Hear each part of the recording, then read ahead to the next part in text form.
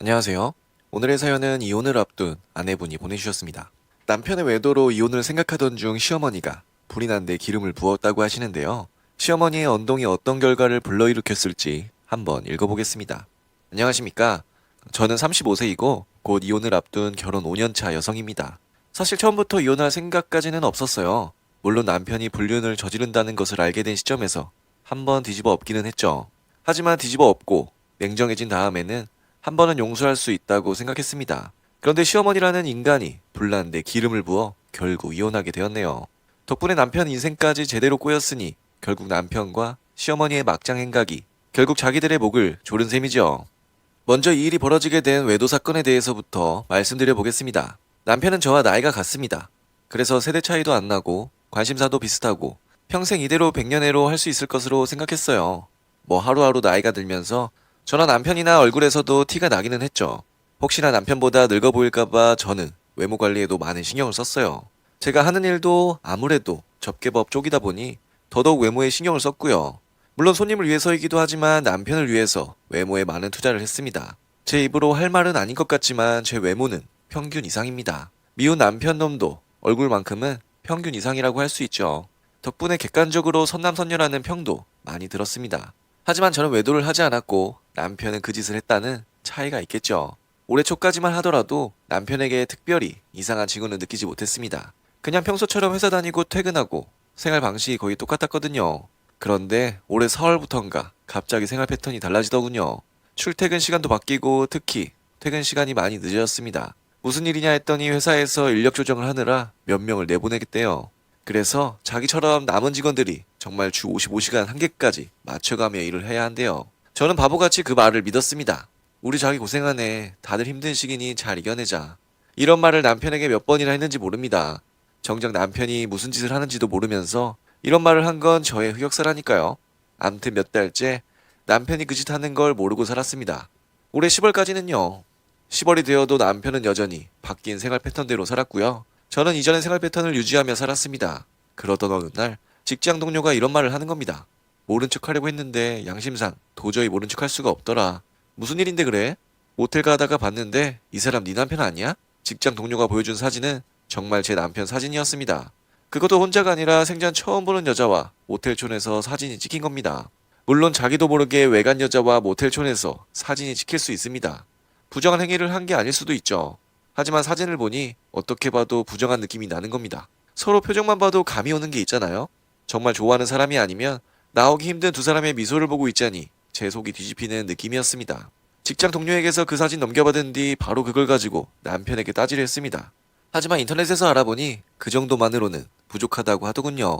증거도 부족한데 남편이 불륜남이라고 몰아세우다 실수할 수도 있고 또 남편이 발뺌할 수도 있다는 겁니다. 저는 증거를 더 모으기로 했습니다. 다행이라 할 말은 아닌 것 같습니다만 요즘 제가 다니는 회사도 한가하거든요. 그동안 쌓인 연차도 있고 휴가도 있어서 열흘간 휴가를 냈습니다. 평소였다면 어림없는 일이지만 이 시국이라 가능했어요. 그리고 남편을 쫓기 시작했습니다. 먼저 출근한 척하고 집 앞에서 남편이 나가기를 기다린 뒤 몰래 뒤따라 가봤어요. 열흘 안에 남편의 꼬리를 잡을 수 있을지 걱정했는데 쓸데없는 걱정이었답니다. 첫날부터 남편이 집에서 나가 그년을 만나는 모습을 포착했거든요. 이젠 권태기가 왔다며 제게도 잘 보여주지 않는 미소를 다른 년에게 보여주는 남편 모습을 보고 있자니 정말 화가 치밀어 오르더군요. 그 자리에서 깽판 치고 싶은 걸 억지로 참았습니다. 첫 번째 날에는 남편이 그년이랑 붙어먹은 모습을 직접 확인했고요. 셋째 날에는 남편이 그년이랑 모텔 가는 모습을 찍었습니다. 그 정도 증거를 확보하고 나니 더 이를 질질 끌 마음도 안 생기더군요. 날 잡아서 남편 잡아다 그년이랑 함께 있는 사진 보여주고 외쳤습니다. 할 말 있냐 새끼야? 드라마 속 조폭이나 할 것 같은 대사가 저절로 나오더라고요. 남편이라고 무슨 할 말이 있겠나요? 게다가 제가 남편 회사에서 남편 생활했던 바뀐 일에 진상까지 다 알아낸 뒤였거든요.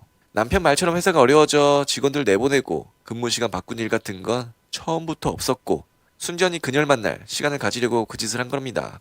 그 사정까지 알고 나니 더욱 기가 막히더라고요. 그래서 바로 이혼 이야기도 꺼내고 위자료 이야기도 꺼내고 할 말을 다 했습니다. 사실 그때까지만 해도 말로는 이혼 이야기를 했지만 꼭 이혼해야겠다는 생각은 아니었습니다. 상황에 따라서 남편을 용서해줄 수 있다고 생각했죠. 물론 남편에게 달렸으니까요. 그리고 시어머니도 상황을 알게 되었습니다. 남편이 시어머니랑 이야기해 뭐라 하더군요.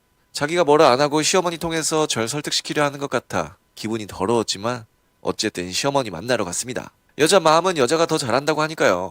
그래서 시어머니 만나서 먼저 제가 남편이 외도한 것에 대해서 토로했습니다. 시어머니도 여전히 제 마음을 조금은 이해해줄 줄 알았죠. 그게 아니더군요. 제 토로를 다 듣고 난 시어머니의 첫 마디가 이랬습니다.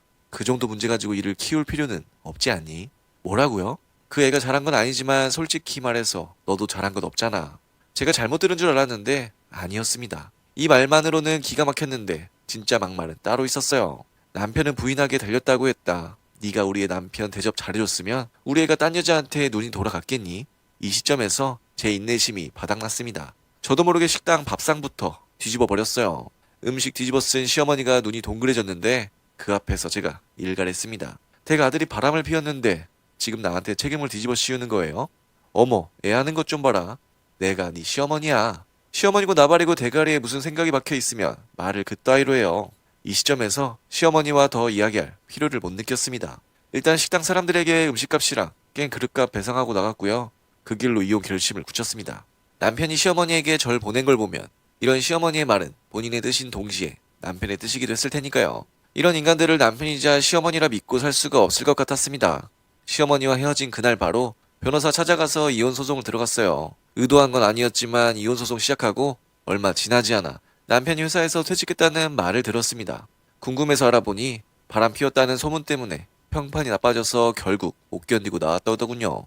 요즘 취직도 어려운데 사람 대접도 못 받고 나왔다니 앞으로 남편 인생이 볼만해질 것 같아요. 그리고 이혼 소송도 차근차근 진행 중입니다. 남편과 불륜녀 양쪽에 위자료 청구하고 이혼도 함께 청구했죠. 점점 재판이 불리하게 돌아가니 남편이랑 시어머니가 다시 제게 밀붙더군요. 다시 잘해보거나 갈라서도 곱게 갈라서자고 합니다. 물론 저는 그럴 생각 없고요. 끝까지 가서 정말 받을 것 다 받고 이혼할 겁니다. 네, 오늘의 사연은 여기까지입니다. 그러잖아도 안 좋은 상황을 시어머니께서 더 악화시켰다는 말씀이셨습니다. 이혼 재판 잘 처리하고 새로운 삶을 설계해 보시기를 바랍니다. 그럼 저는 다음 사연으로 돌아올 테니 구독과 좋아요, 알람 설정 부탁드려요.